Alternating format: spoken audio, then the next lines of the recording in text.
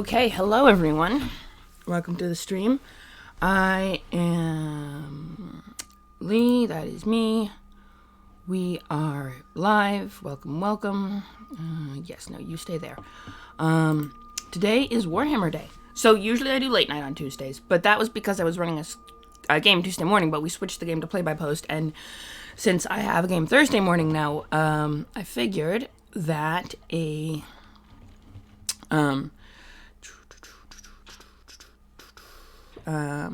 fun stuff. Let's bring this up. Let's see if that works. Then we, hang on. Then we go like that, but it's still showing. Yes, it's still in there. Okay, good. And oh yes, I have to do the thing. They're doing their thing, whatever. Okay, it's fine. We're doing vibes. Sorry.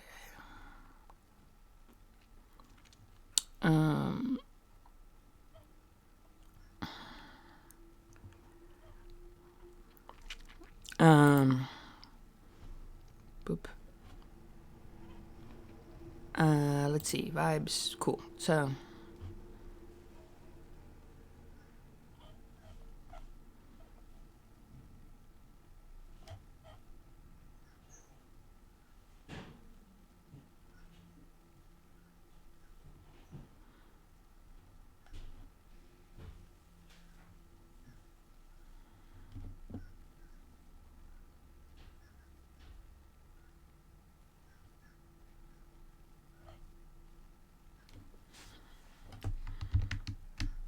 yeah, it tracks.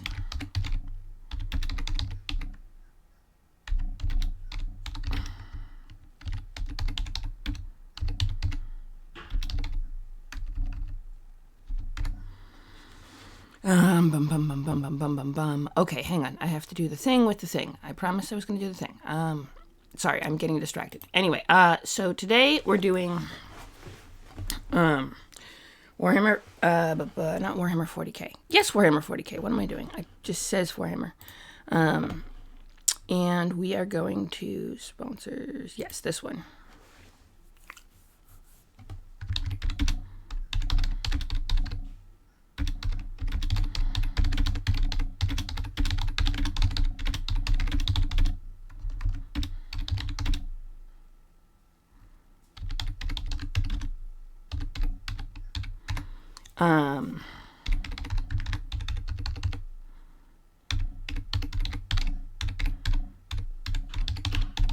Okay. Oh, so we were doing, if I remember correctly, let me just see if I can find my stream notebook. If I can't, that's bad, but not the, yeah, here it is. Found it. Tomorrow we're going to have to do a type up stream because we're, Bernadette. Yes, we have the planet, a cardinal world. Right, so we have one more cardinal world, which is different from the other cardinal world we did. I have actual tea. It is not afternoon, but I figure it's afternoon somewhere. Like England, it's 3 p.m.-ish. So, you know, it's afternoon in other parts of the world. I never specified it was afternoon here. Granted, that's a little disingenuous, but I figure the morning stream works, but I kept calling it afternoon tea with Lee, so I don't know how I'm going to manage that. Oh, yes. My own Majiggy What's It would be helpful.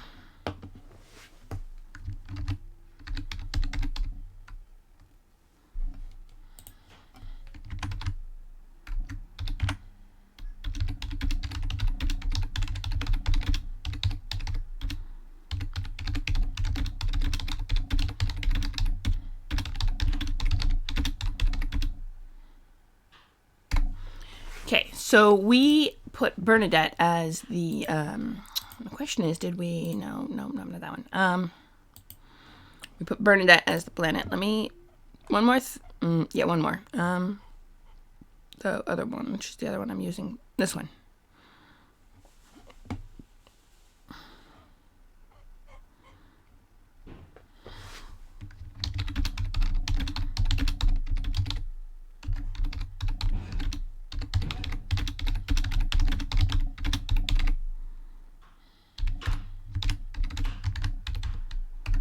No.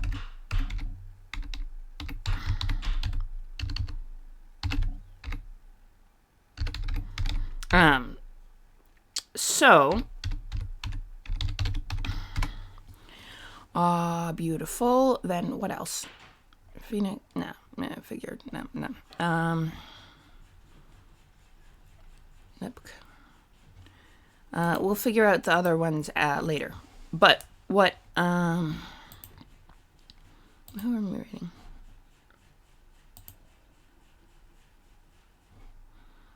All right. Anyway,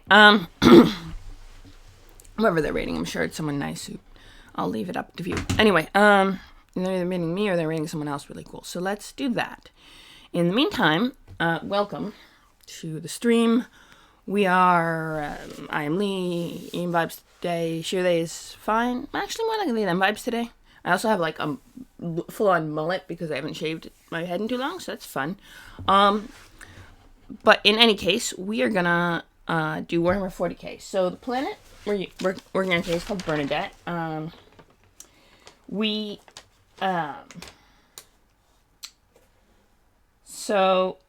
faked her death. Okay, so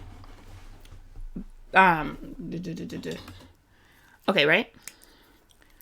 Is the student right? So and Zealot, it makes sense if she came from. Hi, you did come raid me. Hello, welcome, Phoenixes.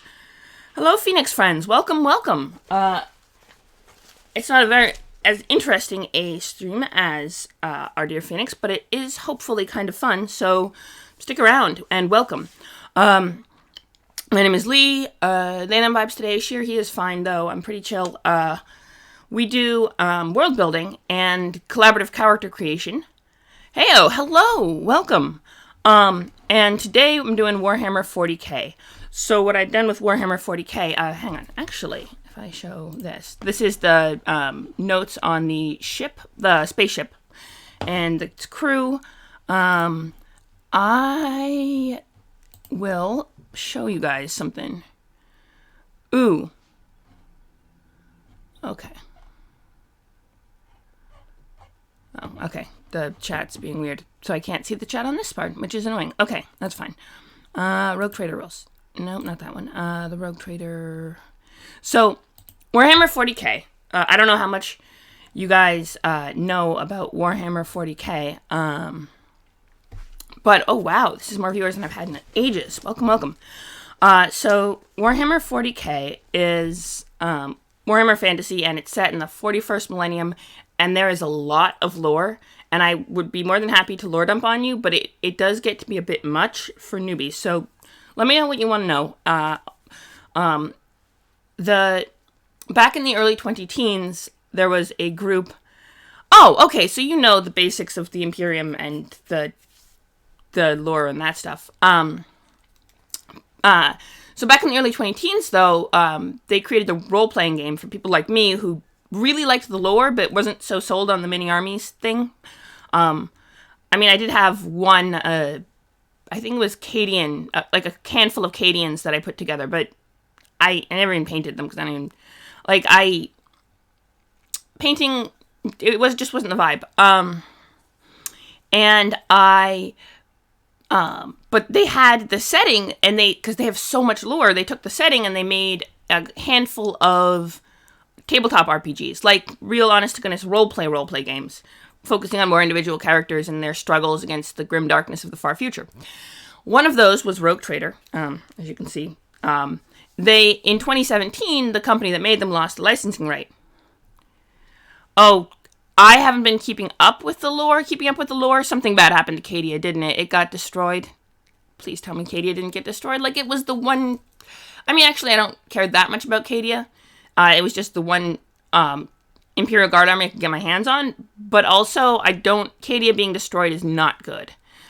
Unless something worse happened to Cadia. Because I am not up to date on the lore. I know a little bit.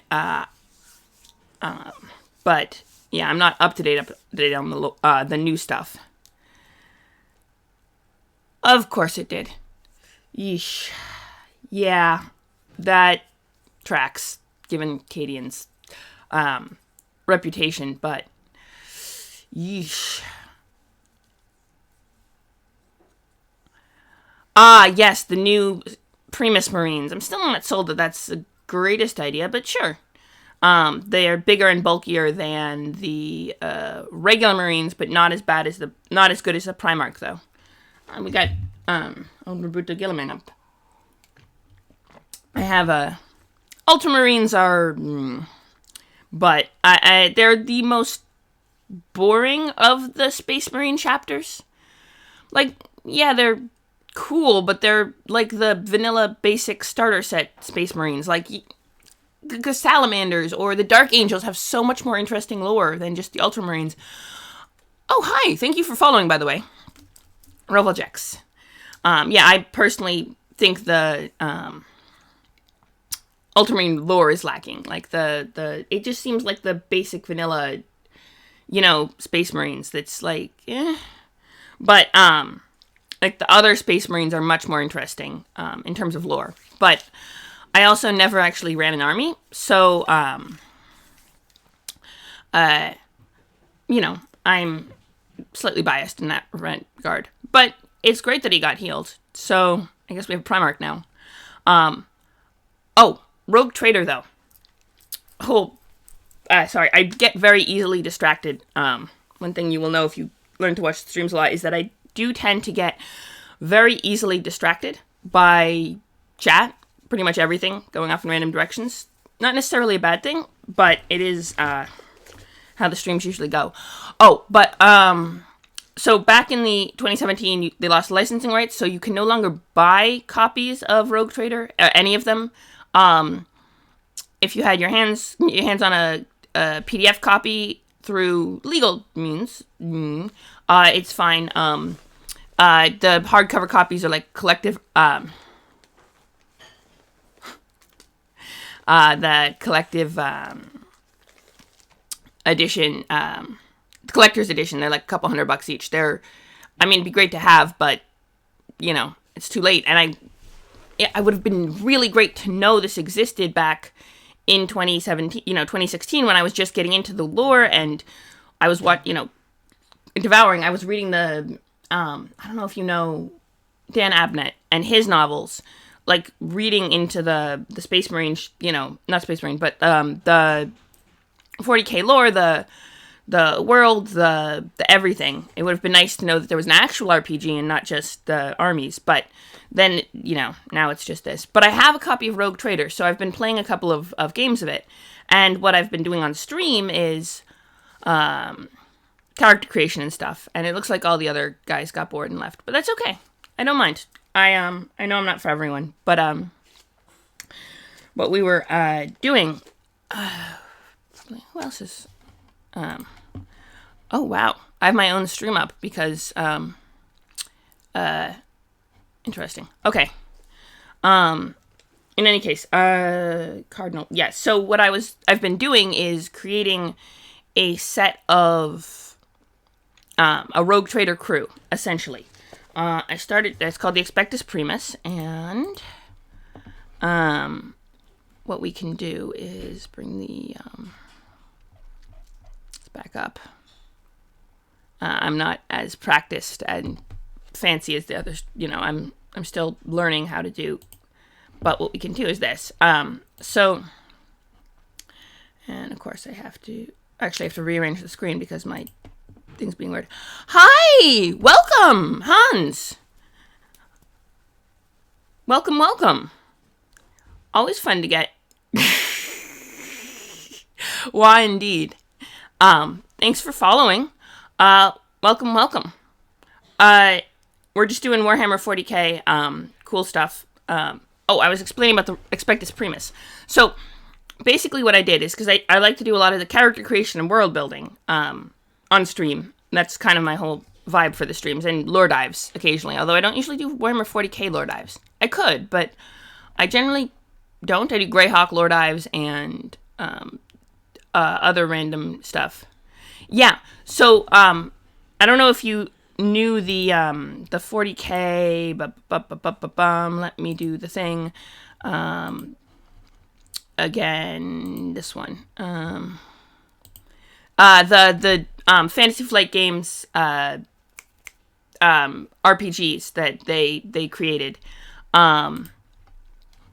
but I've been working on character creation for that and world building, because the way planets work, or the way the Imperium work, I should say, is that there are so many planets in the Imperium. There were arguments on the forum about whether it was in the millions or billions.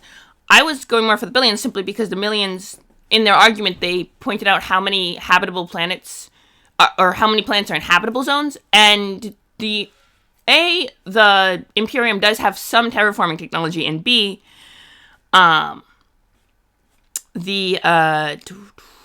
the other one?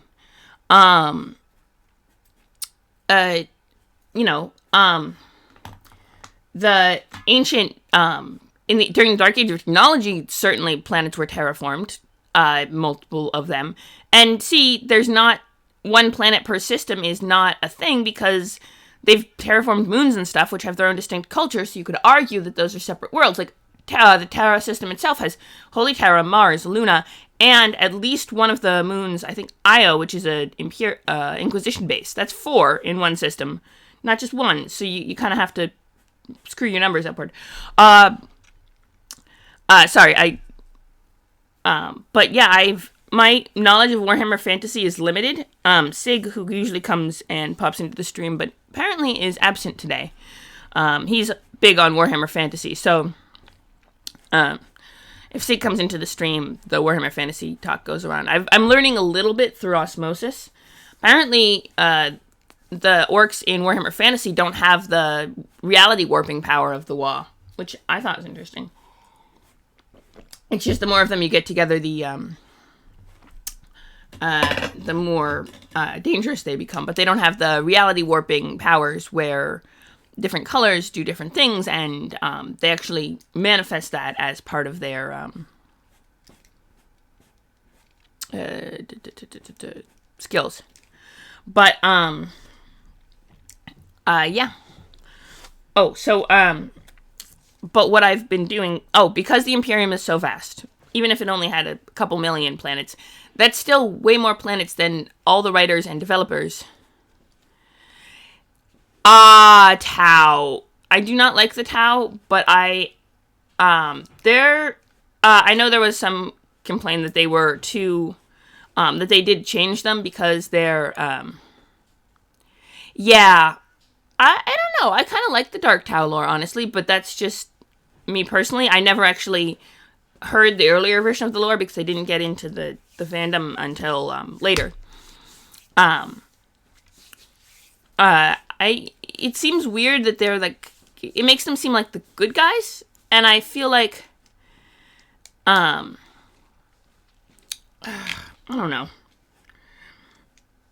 I feel like that's a little weird to have, but maybe that's why they changed it to make it more dark. But I don't know the lore. Just, the thing with ethereals is definitely weird. I don't know if that was in the old lore or not, but I feel like it's a creepy vibe. Even if it wasn't in the old lore, it would be kind of like this weird, like, I don't know. I mean, that's just me, because they would have still had the biological casts, right? Which, I guess that makes them, they are aliens, so I guess it's different, but it just seems weird. Anyway.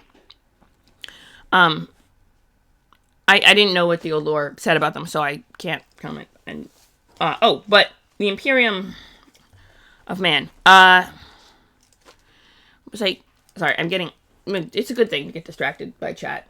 Absolutely. I've never played Age of Reckoning. I've never actually played any of the... Actually, no, I did. I played Space Marines, the computer, the PC game. But I didn't really play a lot of the video games. It was more just deep dived into the lore. Deep dove into the lore. That's the one. But in any case, I've been creating this crew of rogue traders, because rogue traders is the one I have. And also, rogue traders are interesting, and there's a lot of room for character creation, and like in-depth, interesting characters that you would find on a rogue trader crew.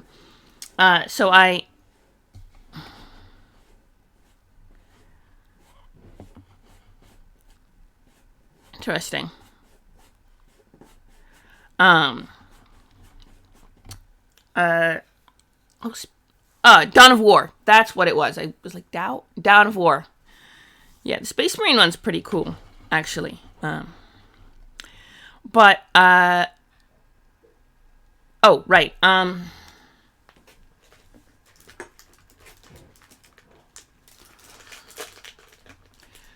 Space Marines. Oh, yes. So, but, I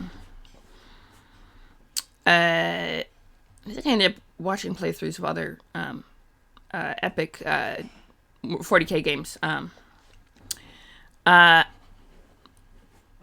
Pretty cool. Alright, sounds pretty cool.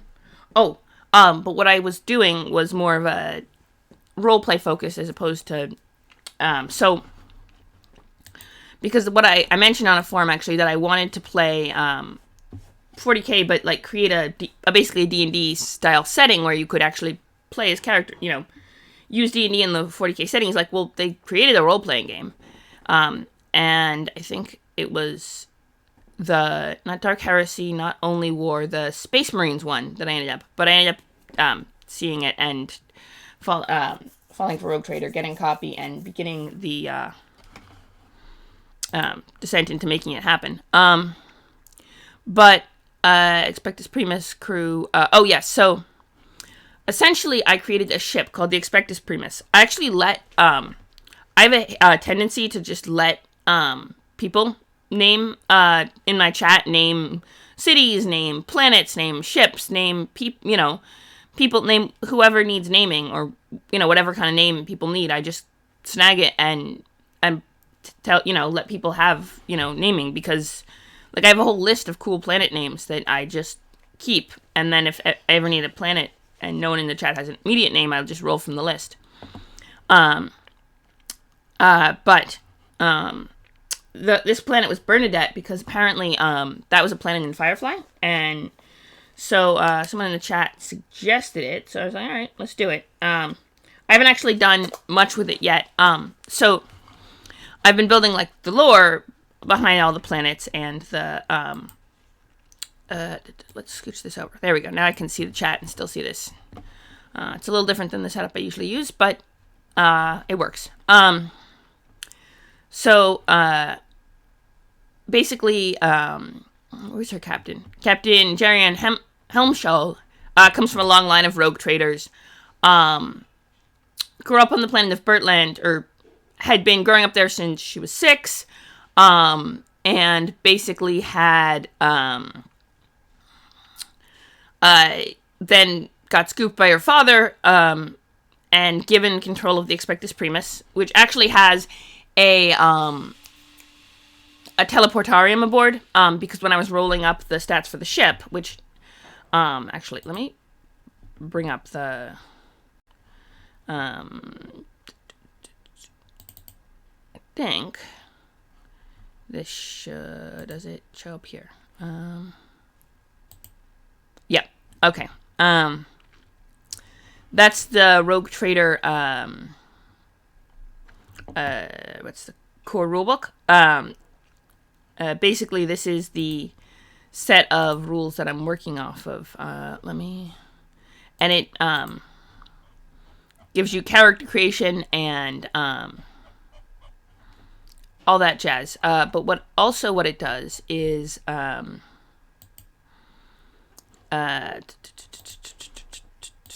also move so I can see the yes. There we go. It tells you how to create, generating characteristics, creating an explorer, origin path, which is like built-in backstory that has mechanical implications and what kind of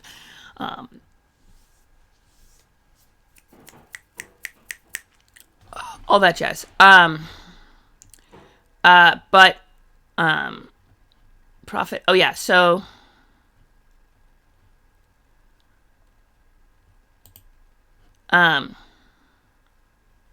oh, chapter 8, starships. Okay.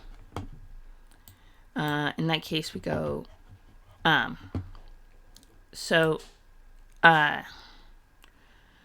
there's an entire table on the stats for the ship in case you end up with ship-to-ship combat or anything like that. Career path, ship. psychic techniques, navigator powers. Here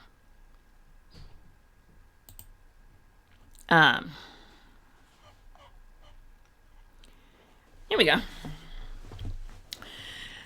Let me tell you something, sir. Those pirate scum may have bested your sprint trader, but now they face a cruiser of His Holy Navy. They'll not be so lucky again. Lord Captain William Ross of Port Wonder. There's a lot of... I do tend to read on the Rogue Trader streams, read directly from the book, just because it has a lot of fun, very interesting phrasing and stuff, and they have these little quotes at the beginning of the chapters and stuff, which I find interesting. But they talk about the different ship types, the light cruisers. You got, hang on.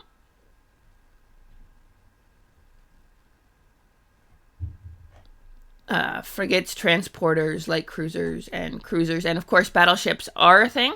But these vessels are extremely rare and beyond the resources of all but the most affluent rogue traders, and will not be covered in this book. So, and you got components. Also, let me know if you want me to read out something or change up or anything like that, because I think the reading from the book is interesting because they phrase things well, but if you'd rather have me summarize it or something else, let me know. Ships are made up of various components, all contained within the ship's hull. These components are what make a ship a ship. Without them, it would only be an empty framework. There are two types of components: essential components and supplemental components. Essential components are what the ship needs in order to operate. These include the bridge, plasma drives, warp drives, life support, and the like. Supplemental components may be useful, but a ship can still operate without them. They include cargo bays, weapons, and passenger quarters. Components use two finite resources on a ship: space and power. There's a limited amount of room within a ship's hull, and the ship's plasma drives only provide so much energy. A component needs both in order to be used by the ship's crew. If a component does not have power, it is unpowered. Unpowered components are lightless, powerless sections of a ship. There is no gravity and no air. Those who wish to enter must use void suits. Needless to say, they do not provide any of their listed benefits or bonuses to the ship. If a component does not have space, it is exposed. Exposed components are mounted on the outside of a ship's hull. They can still have power and be used. A passenger pod could be suspended on the outside of a ship and still have light, heat, and air. However, the module does not receive any benefits from the ship's armor or structural integrity. During combat, they will absorb the first hit to make it through the ship's shields and be destroyed. Any crew unfortunate enough to occupy the component at the time will be killed. However, some components will have the external trait. These components have been designed to be mounted outside the starship's hull and are placed in protected alcoves or shielded by strange technologies. An external component does not take up space and cannot be destroyed except by a critical hit. So, I don't care if the power is out in the passenger quarters. If I don't get the main drive conduit patched, we're all sucking vacuum. Bosun McCade on board the Vigilant Aquila. Right, the quotes are fun. So, essential components, we got the hull, the plasma drives, the warp drives, void shields, Geller field, life sustainer, crew compartments.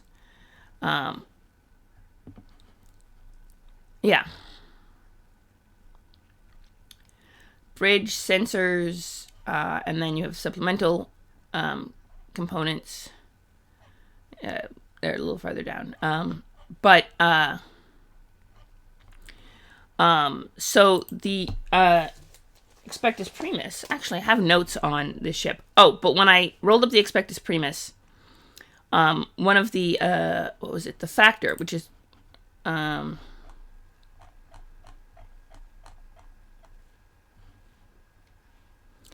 complication, machine spirit quirks. Okay, so if I go down, the different hull types and how much space and crew and power they have. I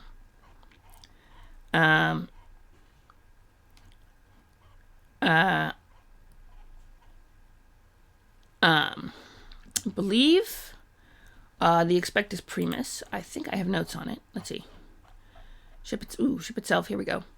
Gravity, 600, 10 out of battle. Yeah, so 15 out of battle. So it's got, I believe, I didn't write down what quirk it had, but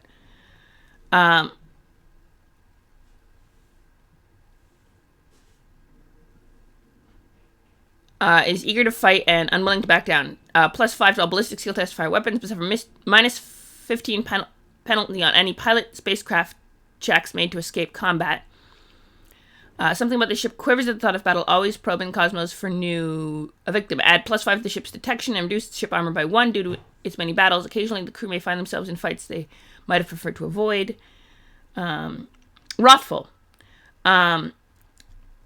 It's +1 speed, +7 maneuverability. Out of combat, the ship suffers -1 speed and -5 to maneuverability and detection. So, yeah, it's wrathful. The ship is wrathful and therefore has the machine spirit constantly smolders with anger. But the past history, when I rolled on that table to create the Expectus Primus, somehow this vessel has been outfitted with ancient archaeotech systems from mankind's forgotten past. When constructing this vessel, players must select one archaeotech component of their choice. However, any tech use test to repair the ship suffer -20 due to the highly complex nature of the machinery. And additionally, tech priests of Mars regard the vessel as holy, or at least having holy components. Some petition to visit the vessel, others may want it for themselves. And I think what we did when we went and essential components and, let's see, warp spane, hull, void shields, bridges, life sustainer, and like. Oh, yeah, absolutely. No worries. Pop in and out as you want. I'm very chill, but, yeah. Thanks for, hanging out. No worries. Auger arrays, bridges. There's one supplemental component. There was a list of archaeotech components, which,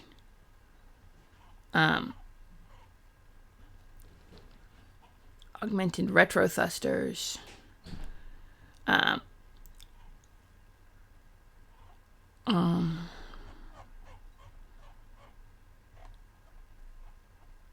Shrimpo Shrine to the trophy room, archaeotech components, yes. Bridge antiquity, teleportarium, that's the one. These relics from the dark age of technology are highly sought after, able to send individuals instantaneously throughout the Imperium to appear on a ship or planet many thousands of kilometers away. The character may make a hit-and-run attacks without piloting test, as they travel directly to the heart of an enemy vessel. When using the teleportarium to perform such an attack, the attackers receive +20 to his command test. The teleportarium may be used in any number of other ways, such as guaranteeing escape from sticky situations on a nearby planet, at the GM's discretion. Of course. Always at the GM's discretion.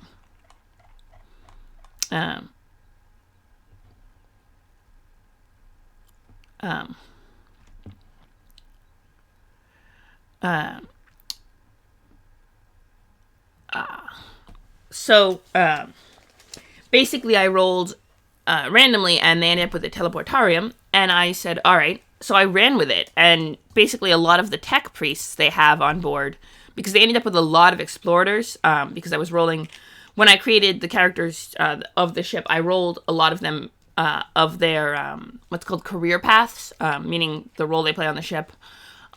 There is a rogue trader, or a seneschal, navigator, astropath, explorador, which is tech priests of Mars. Basically, I ended up with a lot of tech priests of Mars, and so I was trying to figure out why there were so many, and then I realized it made sense when I rolled up, was doing the ship. It was like, oh, okay, that makes sense. So a lot of the tech priests on board the ship actually came to be that way because of what was the reason? Because of their thing. Let's see. Did I add Bernadette to the list? Cardinal World. Yes, I did. Okay. So I ended up with I have a crew of, so far, 1, 2, 3, 4, 5, 6, 7, 8, 9, 10, 11, 12, 13, 14, 15, 16 official characters. And I put, when I did Stubbs, I put her as the cook, because I figured having done so many of these kind of top tiers, like, all right, let's make interesting backstories for other people on the ship. And I thought, well, let's start with the cook. And she ended up having a really interesting backstory of why she's on this ship. And she's pretty cool. But she's from a planet called Bernadette, essentially. So every time I'd come up with a character, the origin path suggests what type of homeworld they have.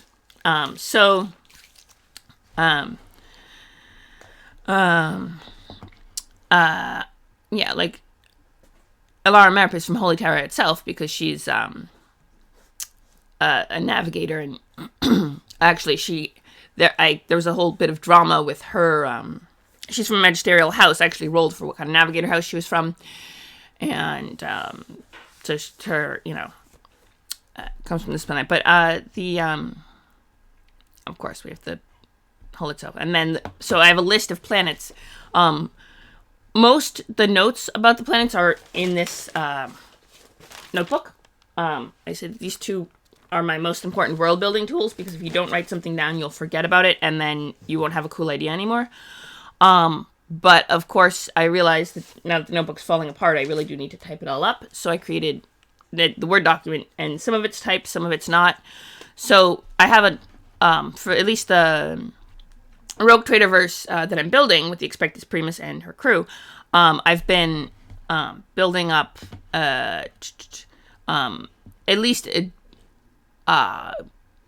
basic notes. Viseria I copied down entirely, but a lot of these, for example, have more detailed notes in the notebook that I will type up at some point when, because sometimes I do type up streams where I just type instead of creating stuff. Gothraxis. Like today, my plan was to work on, and then there's, of course, my really cool planet name. By the way, if you have a really cool idea for a name for a planet that's not, because we got all of the planets, but if you just have a really cool idea for a planet name, I can put it on the list, and when there's a new planet, I've been rolling on the list, which is how, like, Othea or Klumen got their names, is because I was just rolling on the list. Gothraxis too, which I have dap. But Bernadette is Cardinal World. I basically made a list of different types of Imperial worlds and then rolled on a table. I rolled for it basically. So I rolled on a d4. I had Cardinal World, Night World, Feudal World, or Agri World. And then, because we'd just done a mining world, Besus was a mining world that we'd just done. And Kulaman was also a mining world, which we'd done earlier. I just put it right next to the name where I'd put in the list of cool planet names. So yeah, we'd done those two worlds, and we just done two mining worlds, so I didn't put it on the list. But Cardinal World, we hadn't done in a while, so I was like, all right, we're working on a Cardinal World. But the exact details of this planet are still nebulous because I haven't had a chance. And today was going to be the world building, and then I had a lot of new people, so I kind of went back and explained all the cool stuff that I'd created for Expectus Primus. But Bernadette is a fun planet. And, yeah, absolutely. So we got Bernadette, the planet, and Cardinal World. So, it needs a capital, which is probably also a reliquary. I would imagine that at Cardinal World, the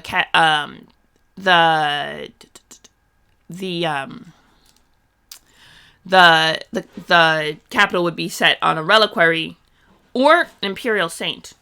I mean, we can invent there's enough Imperial Saints that you could plausibly create some. That's why I did when I did Renthok, which is the planet, which is my pet project, which I spent years of my life developing complex history and legal system and all that for Renthok, which is not one of these planets, but it might go to Renthok, honestly.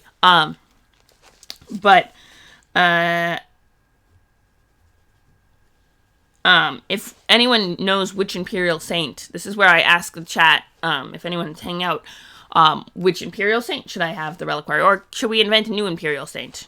And if so, then they were probably born on Bernadette, right? That would be the birthplace, which would make sense that it was a cardinal world if there was an Imperial Saint who was born there. Either that or saved the planet, came from off-world to save the planet from some terrible fate. That generally is the other way that planets are associated with saints. And then, of course, who would have died there? Okay, a new saint. All right.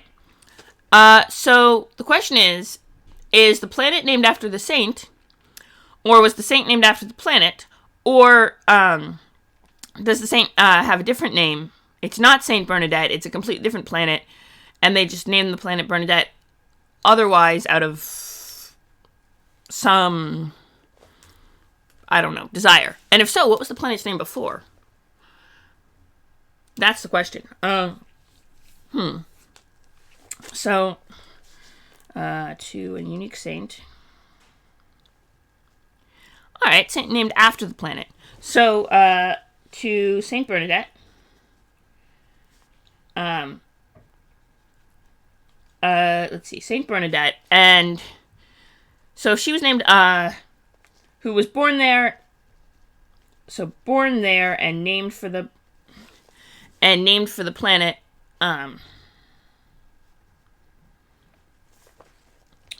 which means there was a tradition of going back to before it became a cardinal world of occasionally naming kids after the planet, right? There probably was a historical tradition, although Terrence is a common name on Earth, and that's derivative of Terra, which is another name for Earth. So it's not that unusual. Teresa, which is also derivative of Terra. Well, actually, now they kind of people named Teresa are often named after the Saint Teresa, because naming after saints is common, both on Earth and... Yeah, alright, so... was born there, named for the planet. Okay.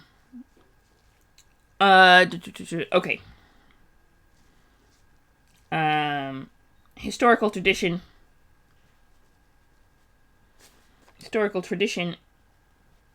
of naming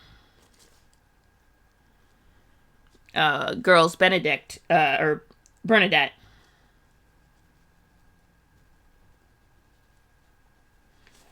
The name Bernard is also Bernard is also common. But so Saint Bernadette was born. Okay, so she was named for the planet. It's a historical practice. She was. Well, now we gotta figure this out. All right. Now we're doing lore. We're inventing lore right now. This is where I thrive. Name Bernard is also common. Historical practice of naming. Even more so now that there is a Saint Bernadette.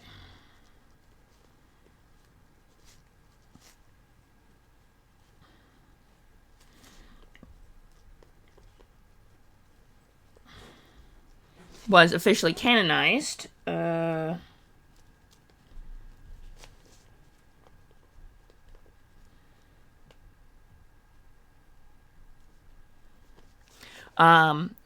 So, question is, when did she was a PDF, one of numerous. In fact, it could be argued that a lot of scholars. Ooh, that's an interesting theory. If there's scholars, the scholastic theory is that there was multiple of this at the same time. So there was these PDF soldiers, right, with Bernadette. Also, hi, new viewers, apparently. Welcome. My name is Lee. They, them, vibes today. She, he is fine. We're doing Warhammer 40k, and we're inventing a new Imperial Saint, because to name the planet after, the planet of Bernadette, where Stubbs is from. And she's Brenda. She probably has a sister named Bernadette, actually. Yeah, she has a sister named Bernadette. I'm writing this down.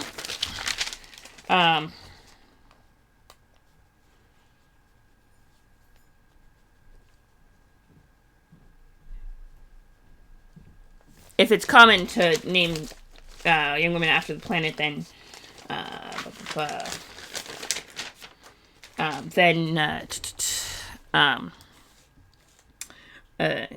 she definitely has a sister, Bernadette, older sister,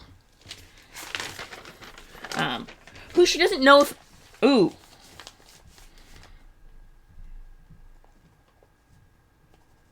Older, doesn't know if she's alive or not. See, now we're adding like little bits of character backstory. This is what we do on the stream usually, is just little bits. We start building these characters in little tidbits of their backstory and how it fits with the other characters' backstory. And it's just a whole thing. Doesn't know if she survived. The attack that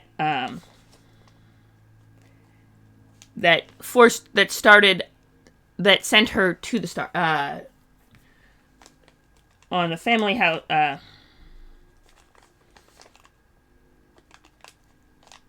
So they have a family vacation home that was attacked because they're nobleborn, right? They have a family vacation home. The team was attacked. She was there with her sisters. They got split up. She ended up on a ship.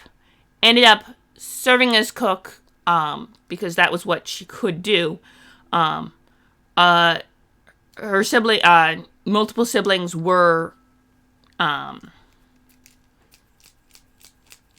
scattered, and then yes. So sorry, I'm trying not to. I keep saying don't put your head down so you don't see the top of my head. Home.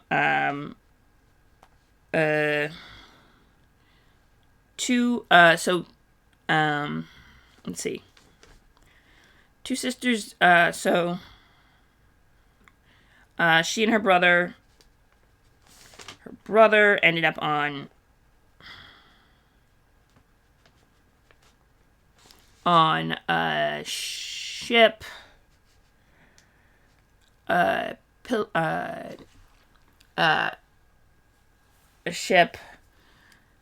post-escape.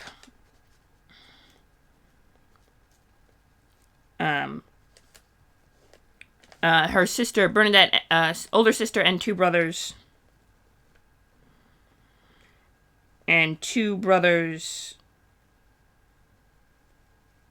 missing?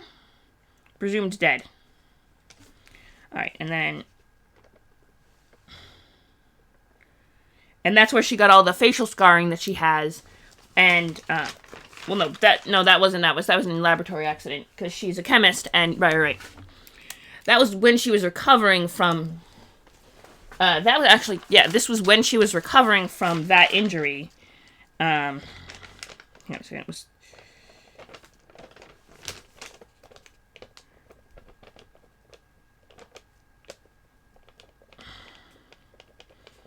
From that injury. Right. Okay. So that's a little bit of her backstory. But now we have the planet that she's from, Bernadette.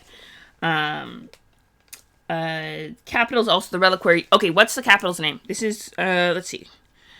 I could be, hang on a second. Let me check something real quick. We're doing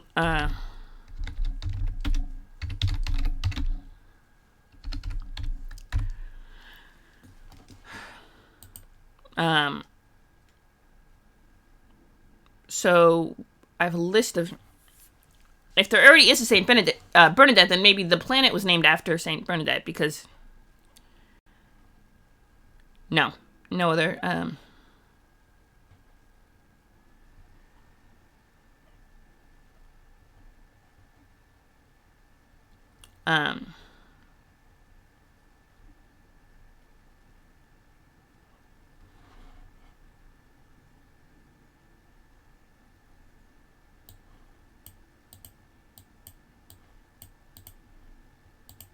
Okay, good to know.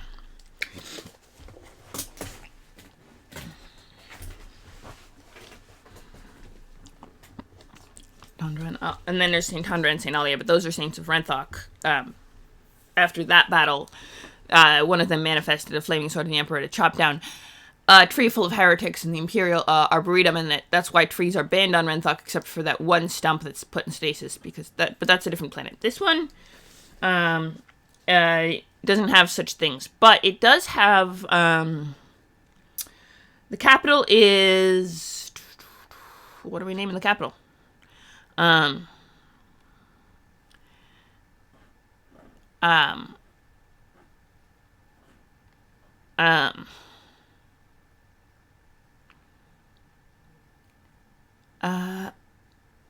about, probably named after a city on Terra, right? I mean, that's it would be fairly common, I would imagine, to name, you go on the nose and call it Rome. I mean, yeah, it would be fairly common I would imagine, to take a city of, on another planet and name it after a city on Terra. I mean, that's what British settlers did when they brought, came to America and were building towns and stuff. They, either they stole, butchered various native names for places, or they just named them after towns.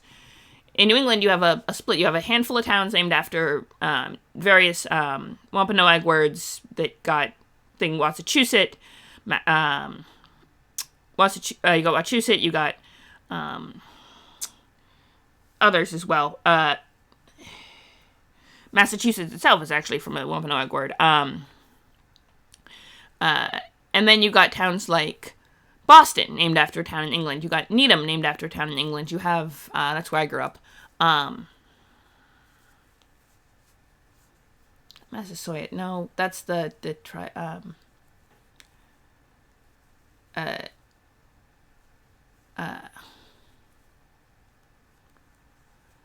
my point is you have basically half the towns were just named after, more like 3/4 of towns in New England basically are named after towns in England. Also, New York is York, but New York, which was New Amsterdam, which was also named after another city in Europe. They just sacked it, and they're like, well, we're naming it after our city now. Well, our county now. Naming conventions for towns. Point being, it wouldn't be unheard of to have a capital called New Rome. And when this thing was first built, the planet was first settled by humans, probably sometime during the Dark Age of technology, but probably sometime during the Dark Age of technology. Would be and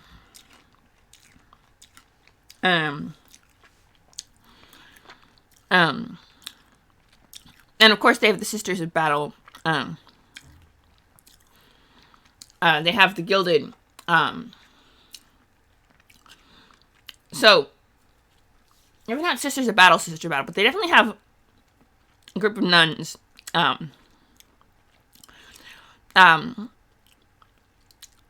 Sworn to the defenders of the PDF.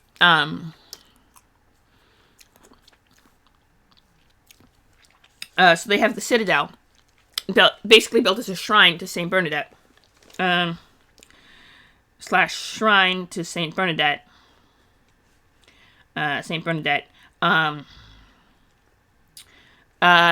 It's also where she's buried, so it's a mausoleum. There were, of course, several. She was missing several parts of her body, and that are have been, like finger bones and stuff that got dispersed. Houses most of her remains, except for her right hand, which was taken after her canonization was taken, and so her finger bones are spread as relics across nearby planets So essentially she started off as a PDF. So you got New Rome, and you have the Mausoleum. And her right hand, which was split up. And then, so it's a cardinal world. So the ecclesiarchy,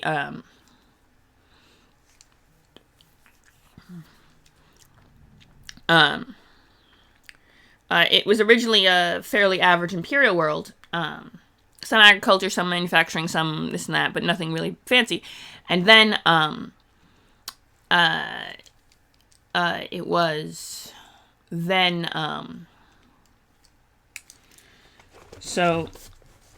it was attacked by an Eldar, a group of Eldar. So it was attacked by Eldar, and Saint Bernadette led the, she was a high-up commander in the PDF, and she led the charge against them, and managed to manifest a wall of fire. Now, whether she did this through divine inspiration from the God Emperor of Mankind, or whether she, what's the word?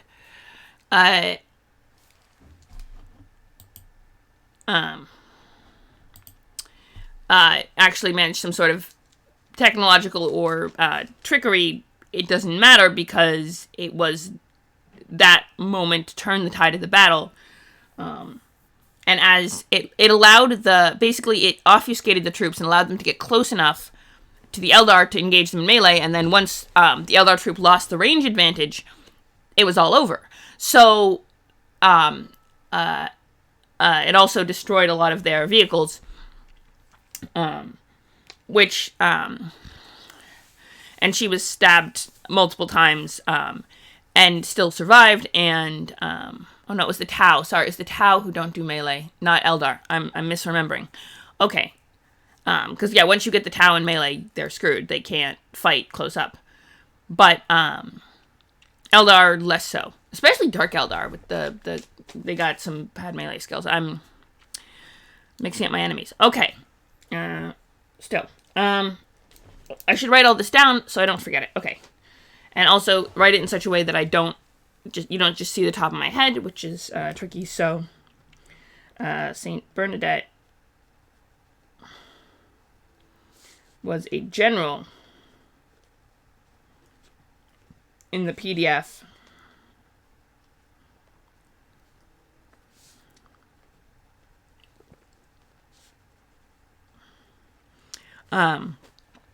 And a lot of witnesses saw her kind of glowing with this holy, light, and they could have sworn that she grew wings and was able to leap over the flames unscathed. Whether or not that's just exaggeration or mass hallucination or whatever, or legit miracle of the God Emperor, it was determined to be as such, and the ecclesiarchy took up residence.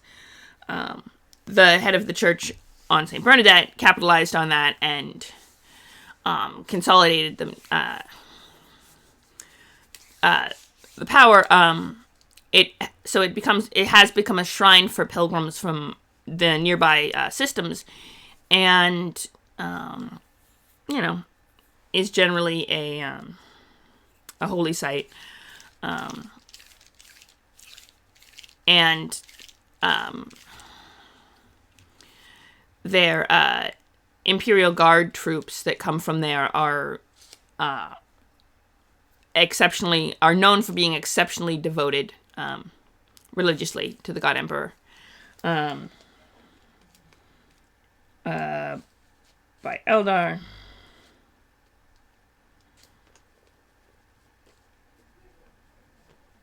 Led the final charge against them.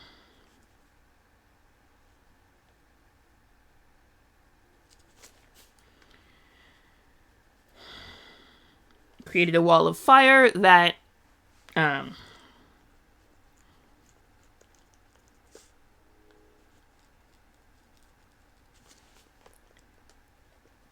that obfuscated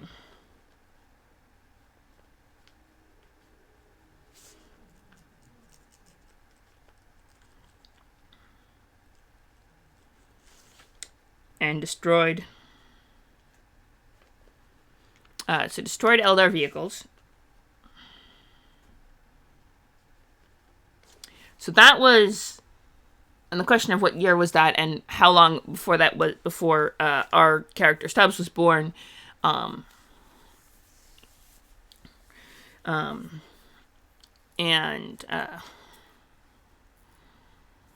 in tradition and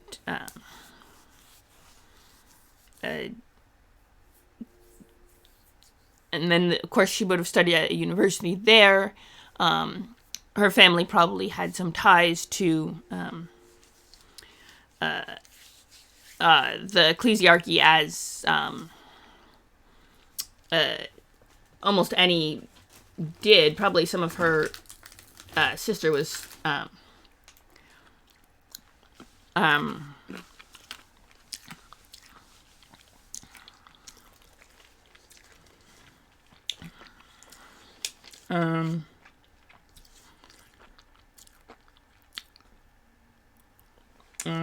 okay, destroyed all our vehicles.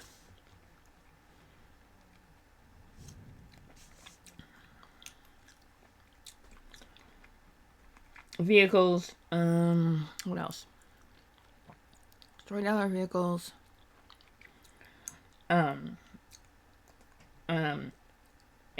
was said by witnesses to have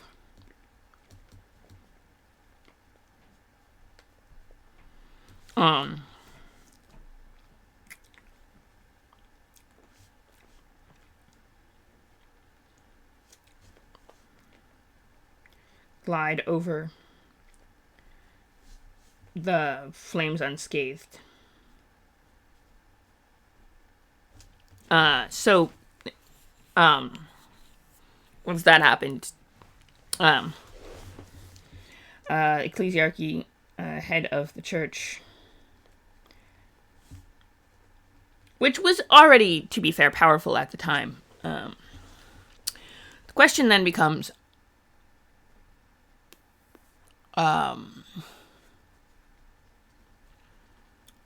anyway,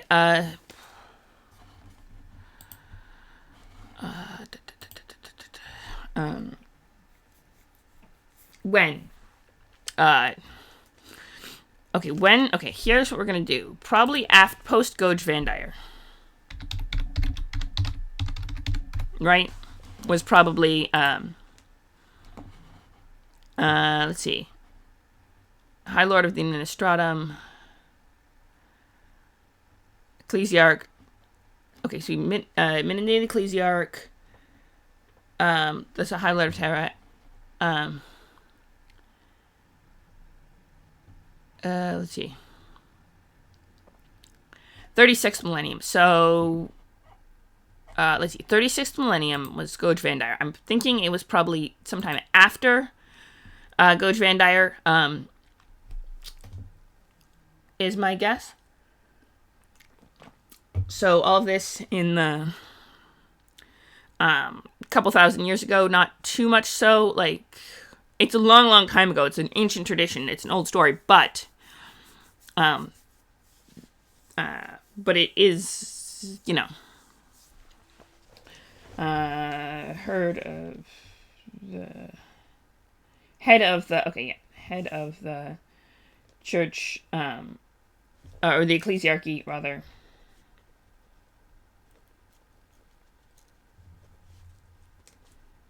In New Rome at the time,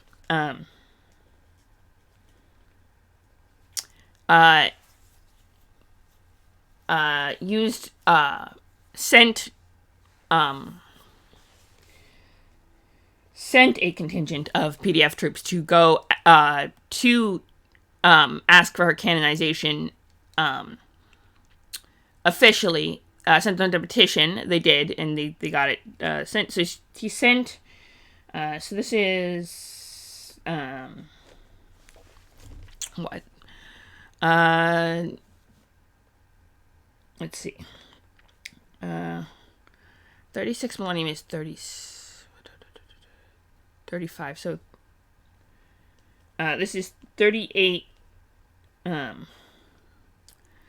72. 38,742. 38,742 is the year the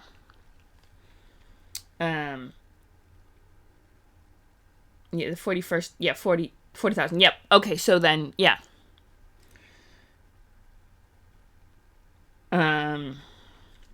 And then, yeah, because that would put it in the 39th millennium, which would, right, 39th millennium, which is well after Gojrandar, but also like 1,000 years before,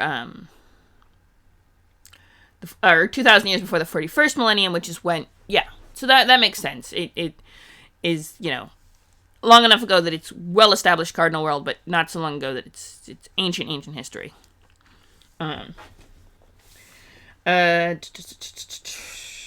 Yeah, they got,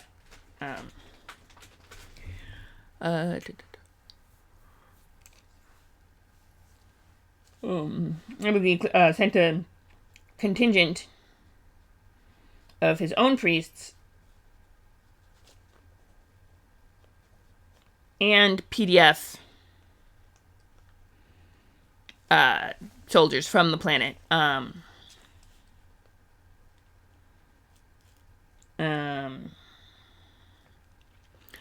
So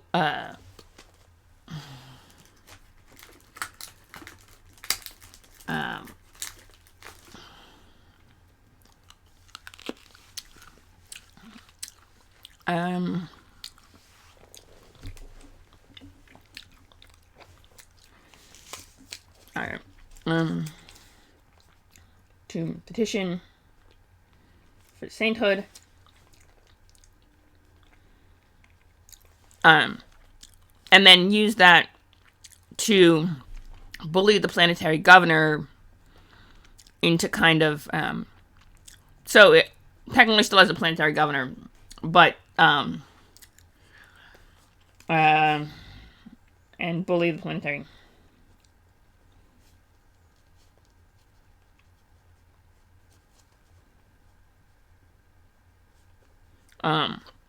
Into giving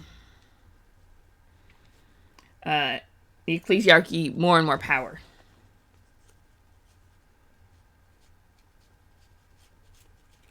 To be fair, the imperial governor at the time was kind of not a great leader and had shown poor leadership. Imperial governor had shown poor leadership. The planetary governor, had shown poor leadership during the attacks, which is why Bernadette stepped in to try to provide the leadership that he couldn't, which is why she got, part of the reason she ended up sainted. Yes, so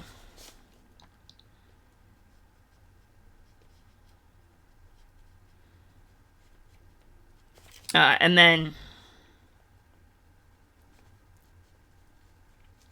alright. Yes, so poor leadership during the attack. PDF. Okay, so then yes. So so we have that. What else? The university, the handful of old families still held power that was balanced as a balance to the ecclesiarchy. Handful of other powerful families who, yes, so this is where the power dynamic came from, which is why it has noble houses, which is why Stubbs was from there, which is why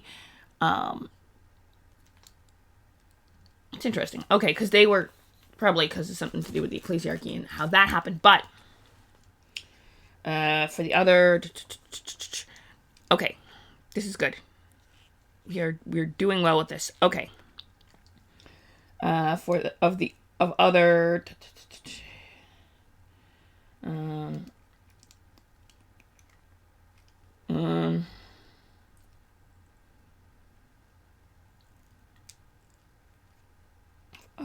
is a handful of other? Um,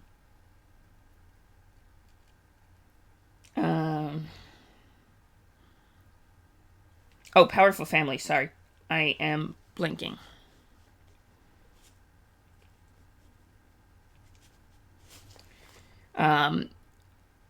I push back a little bit.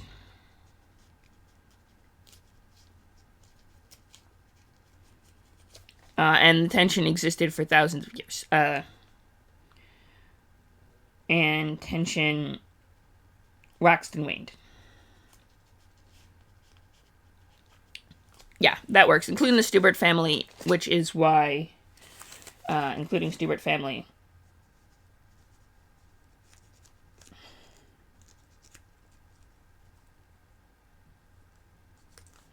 Right, including the Stubert family. Okay, which, yes. And then the University of New Rome, because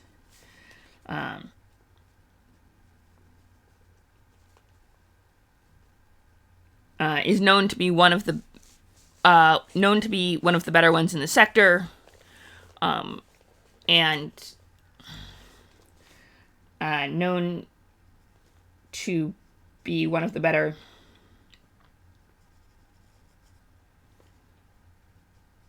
in the sector, especially their chemistry program.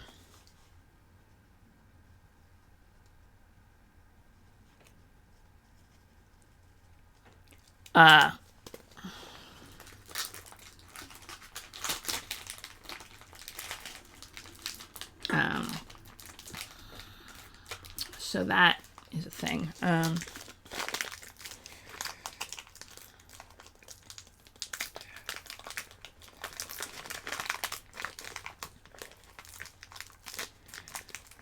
Which is where Stubbs was studying, actually. She was studying there.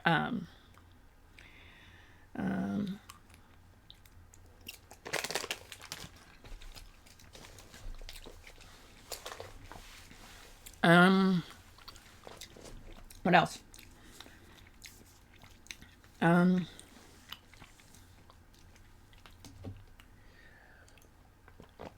And okay, what else do we know about Bernadette? So there now what have we got? We got, of course, that's a little bit of history, but we also need what's the technical term? Geography and other stuff is important.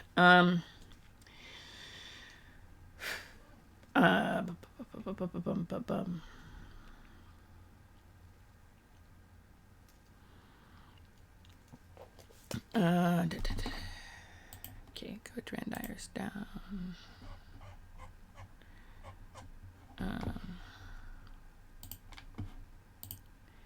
Okay. Right.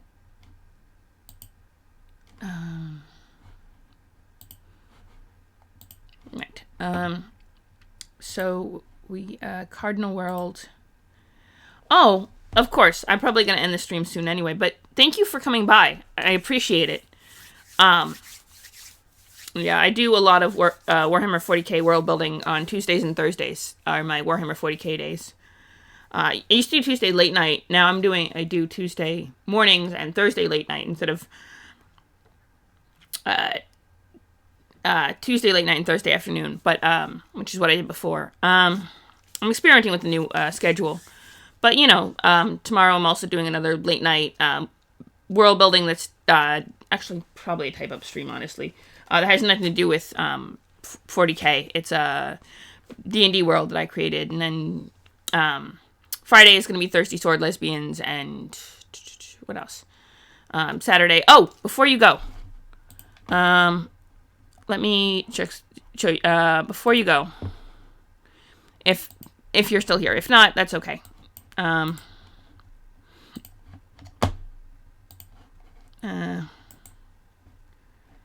Yes, I agree to my own chat rules. Okay, that's the Discord. I have a Discord. Anyone else in the chat also wants to go, pop in. It's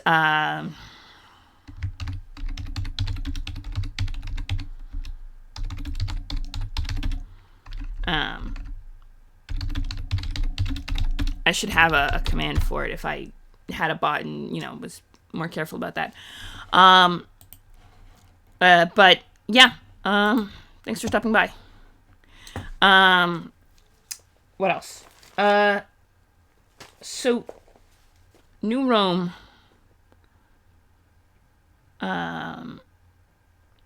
is located, New Rome is, in the southern part of the planet, is in the southern part of the planet.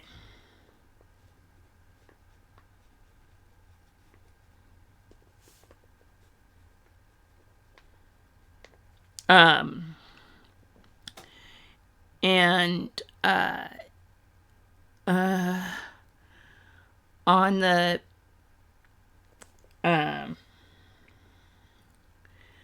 about east to the eastern half of the eastern half. Let's go. Yeah, eastern half of the main continent of one of the continents. I would say it has 8 smaller continents, and then it has 8 continents. Sort of like, let's see if we can't draw a rough sketch. You got here, and then to east is, you got here, and then here, 2, 3, 4. Get this, and then equator is about here. And you got 2, 3, 4, 5. And then you got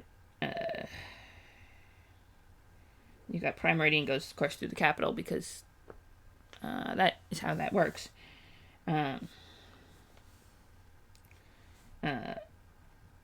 Those go there, and then this is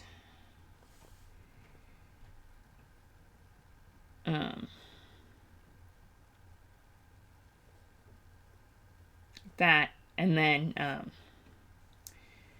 2 kind of northern, more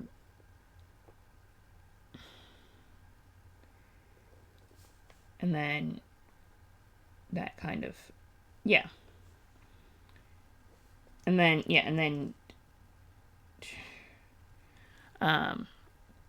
actually, this one,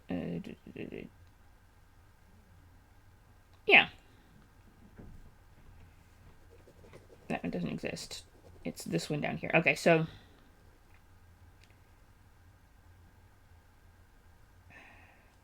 that, and then so 1, 2, 3, 4, 5, 6, 7, 8. Yeah, there we go. 8 continents. This one's kind of weirdly Antarctic, but all right. I think 11:30 would be a good time to end the stream. But I have a continent. Oh, I have a map. Oh, sorry. I know you guys can't see the map. That is very frustrating. If I hold it like this,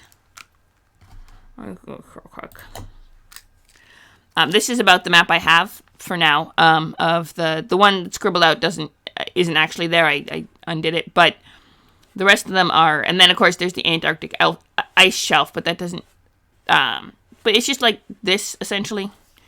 And then the equator is here, and then you got the prime meridian going up.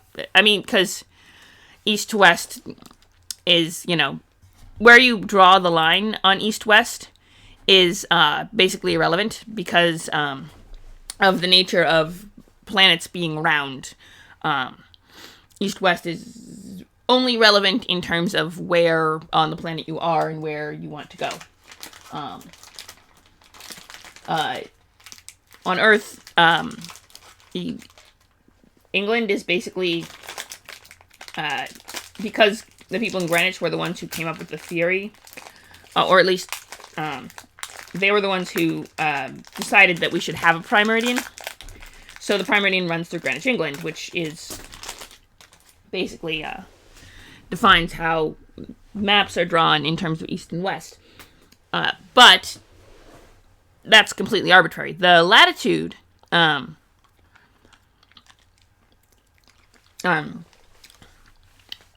relevant for geography and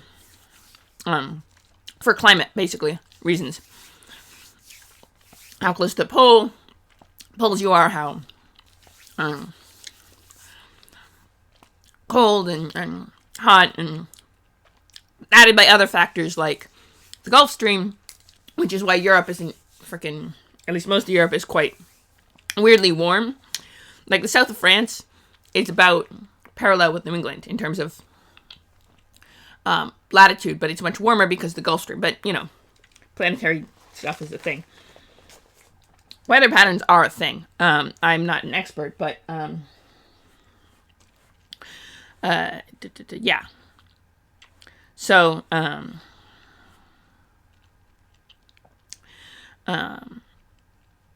also the axial tilt of Earth creates a sort of seasonal effect farther from the equator. But, of course, if you have a planet out an axial tilt, which at least one of the planets we've created so far doesn't, there are no seasons, which is an interesting theory. But, yeah. So we got New Rome. And then, of course, a lot of pilgrim ships come there. We got New Naples. A lot of the cities were named after, I mean, if New Rome was named after, well, Rome, then I'm sure other cities in the place, like New Barcelona. I'm sure other, that, people tend to pick thematic names for places, based on,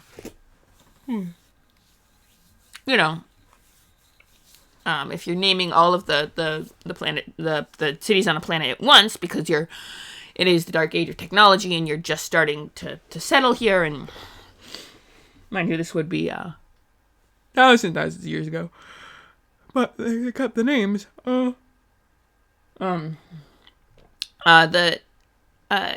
it would make sense to name them, thematically. So if you were going to name one, city after a European city, it makes sense that you would name a bunch of others. Like if there's New Rome, New Naples, New what's the word?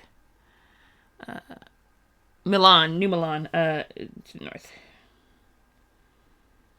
Milan, New Venice,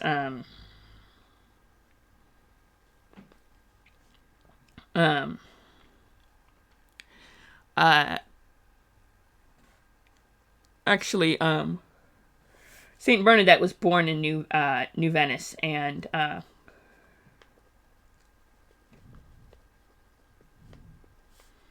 was born in. Hi, yes, you're coming in just at the end of the stream. I was gonna end it at 11:30. We had a raid, Phoenix Iwaki, a very cool streamer. He was streaming this morning. I popped in. I didn't realize it, but when I was getting ready, I was like, I had my computer, I was checking it, and it's like, all right, I said I was going to stream at 10. Realized he was streaming, popped into his stream real quick to say hi and watch, them try to figure out how to get into this stone circle with this moon dial thing going on, and there was this bird. It was fascinating. It sounds, sleep is good. Sleep is good. Your body needs sleep. But we invented a planet, so that's cool.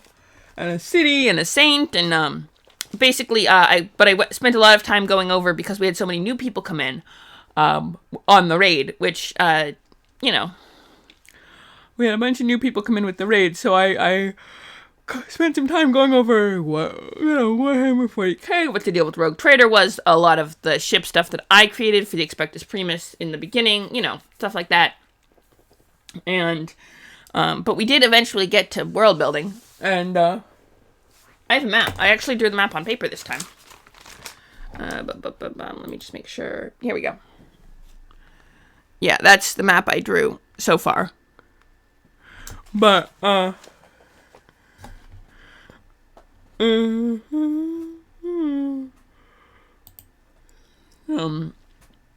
in any case, sleep is good. Don't apologize for sleeping. I did answer both the Majiggy Whatsits though. So, yeah, it's planet-wide scale. So, you know, that's the size of the planet. So, yeah, it's to scale. Whatever scale that is in terms of planet is how big that is. I don't know. Yeah, that's the entire planet. So, that's the scale of the planet. 8 continents. I said there were 8 continents, so I had to draw 8 continents when I made the map. It's a lot. Well, Earth has, 7? I mean, guaranteed Antarctica counts, and, Europe and Asia is really one big one. It's, you know.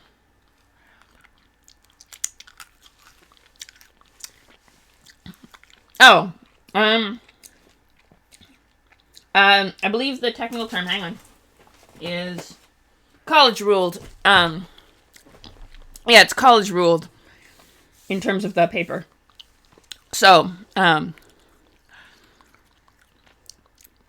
it's college ruled. That's what the notebooks are, because that's the kind that was on sale for, I think, 10 cents each at Staples, because back to school.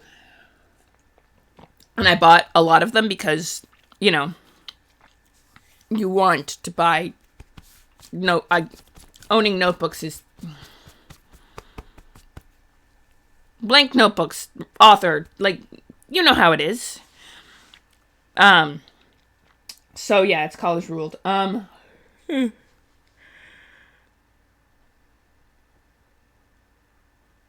Slightly. Actually, the University of New Rome is known for being one of the best chemistry departments in the sector. It is well known for that. It's also a shrine to Saint Bernadette, who was named after the planet. So basically, the planet's name is Bernadette. There was a whole history of naming young women Bernadette who lived on the planet, and then Saint Bernadette, this particular Bernadette, who may or may not have been multiple Bernadettes, but that's beside the point. She was a general in the PDF when the Eldar attacked and did this cool flame thing that may or may not have been science and or divine intervention, but she grew wings and flew over it to attack the Eldar general in a burst of divine, brilliance. And a bunch of PDF witnesses were shipped off to Holy Terra to make the case. They made their case, she became a saint, and the planet is now a cardinal world, although there is, So, yeah. So, yeah, it is smarter. Oh, yes. Okay, I'm gonna end the stream here, because I am getting tired. I might need to fall asleep for a little bit, get a nap in before work. So I have my Discord, which I linked. I will link it again. It is awfully fun. We do fun memes, occasionally cool stuff. I might start just putting, Expectus Primus meme, We'll put other stuff there, too. And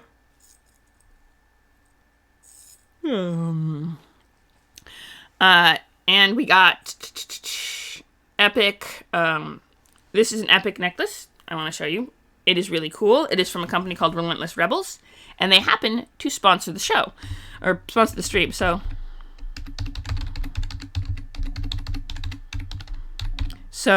they're pretty cool. There's a secret discount code if you want 20% off really cool jewelry like this. They gave me to share with you guys, so that's pretty cool. I am doing late night streams tomorrow and Thursday. Thursday's gonna be another Warhammer 40k. We'll do more on Bernadette and stuff. Maybe doing another character creation one. Maybe some type up. And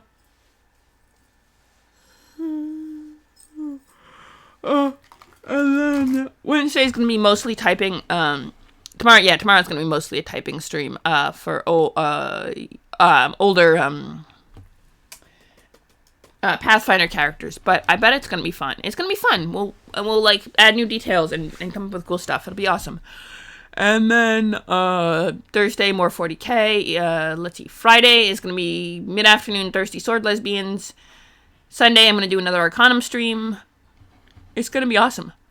So, yeah, I think you need that before work. Okay, but thank you all for coming to the stream. We're gonna raid Brush. No, we're gonna do Epic Ducks again because he's doing the partner push. So we're gonna try to help support that. And yeah, so stick around, so we can pop by, and he's painting minis, which is kind of cool, and stop by for the vibes. And thanks for being awesome. I'll see you guys later. What?